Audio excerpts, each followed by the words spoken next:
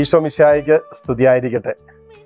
ഇന്നത്തെ ദിവസത്തെ ദിവ്യകാരുണ്യനാഥന്റെ ആശീർവാദം മക്കളില്ലാത്ത എല്ലാ ദമ്പതിമാർക്കും വേണ്ടിയിട്ടാണ്. ലോകത്തിന്റെ ഏത് കോണിലാകട്ടെ, നിങ്ങൾ മക്കളില്ലാത്ത ദമ്പതിമാരാണോ നിങ്ങൾ, അല്ലെങ്കിൽ അങ്ങനെയുള്ളവർക്ക് വേണ്ടി പ്രാർത്ഥിക്കുന്നവരാണോ, ഈ ആശീർവാദം, ഈ ദിവ്യകാരുണ്യനാഥന്റെ ആശീർവാദം നിങ്ങൾക്ക് വേണ്ടിയിട്ടുള്ളതാണ്. കുഞ്ഞുങ്ങളില്ലാത്തതിൻ്റെ പേര് വല്ലാത്ത നൊമ്പരപ്പെടുന്നവർ, അസ്വസ്ഥപ്പെടുന്നവരൊക്കെ ഉണ്ട് നമ്മുടെ ചുറ്റുപാടും.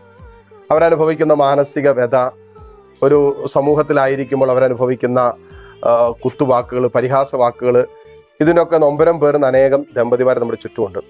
ശാരീരികമായ ബുദ്ധിമുട്ടുകൾ കൊണ്ട് കുഞ്ഞുങ്ങളില്ലാത്തവർ, മറ്റു പല കാരണങ്ങൾ കൊണ്ട് ഒരു കുഞ്ഞിന് ജന്മം കൊടുക്കാൻ പറ്റാത്തവരൊക്കെ ഉണ്ടാവും. ചില ആത്മീയ കാരണങ്ങൾ മൂലം തലമുറകൾ തടസ്സപ്പെട്ട് കിടക്കുന്നവരുണ്ടാവും. ഇവർക്കെല്ലാം വേണ്ടിയിട്ടുള്ള ആശീർവാദമാണിത്.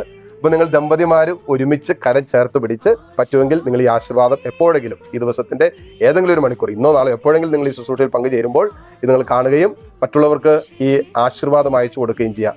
നിങ്ങൾക്ക് വേണ്ടിയിട്ടുള്ള പ്രത്യേക ആശീർവാദമാണത്. അതുകൊണ്ട് നിങ്ങൾ കരങ്ങൾ കൂപ്പി പ്രത്യേകം പ്രാർത്ഥിക്കാം. കർത്താവേ, കാരുണ്യവാനായ ദൈവമേ, ഈ മക്കളെ, പ്രത്യേകിച്ച് ദമ്പതിമാരെ നിന്റെ നാമത്തിൽ, നിന്റെ സാന്നിധ്യത്തിൽ അനുഗ്രഹിക്കുന്നു.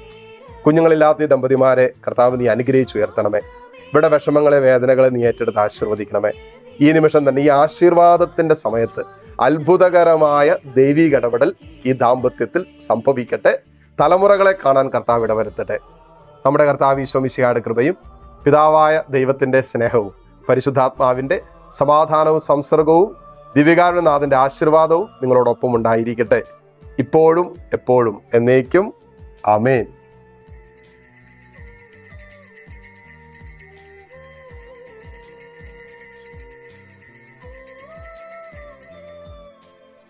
ഈശോ മിശിഹായ്ക്ക് സ്തുതിയായിരിക്കട്ടെ.